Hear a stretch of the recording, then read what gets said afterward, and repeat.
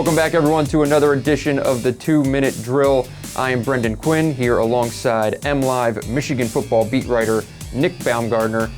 Nick, the Wolverines coming off an easy win over Rutgers as expected, now into the bye week at 6-0. What's the biggest unanswered question now coming out of those first 6 games of the year?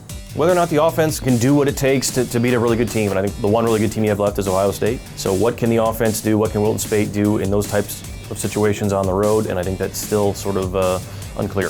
This week we're going to take the opportunity to give a first half report card. Let's start with one that gets probably as much conversation as anything, the offensive line. Yeah, B+. I think that they continue to run the ball really well, almost 500 yards last week against Rutgers in that dominant win. What do you got on Wilton Speight? Yeah, I would say B.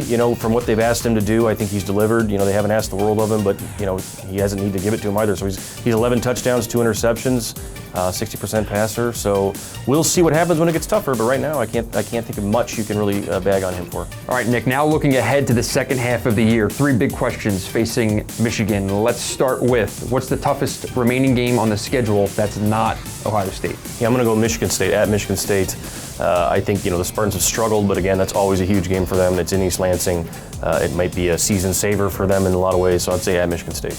Is Jabril Peppers in New York City for the Heisman presentation? It depends. We all know Ohio State's the toughest game they have left. He's got to perform in that game. I almost feel like Michigan's got to be 11-0 for him to be in that position. But if it ended today, yeah, I think he'd be there. I think he's in the top 4 grouping, so I think it'd be close. Do you think right now he's the best player in the country? I think he's the best athlete in the country. I think he's the most explosive talent in the country, but that doesn't necessarily make you the best player. We usually give predictions going into next week, but It's a bye week now, so let's look back on your prediction from the beginning of the year. Back then you said 10-2 for the regular season. Yes.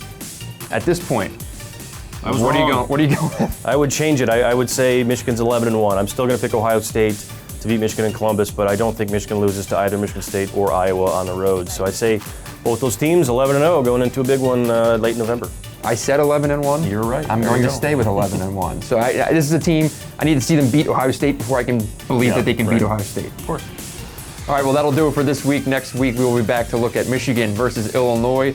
As always, thanks for watching.